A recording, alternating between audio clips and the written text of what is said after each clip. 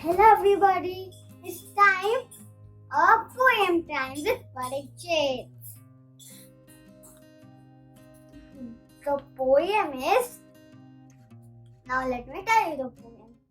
In the garden, tulips grow straight and golden in a row. Each one holds his empty cup, drinking green and sunshine.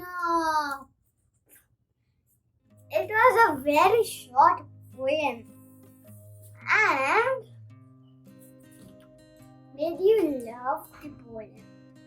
I love to sing this poem every day. And you see the like button in my hand? Just click it, and the subscribe button in my hand, and just click it.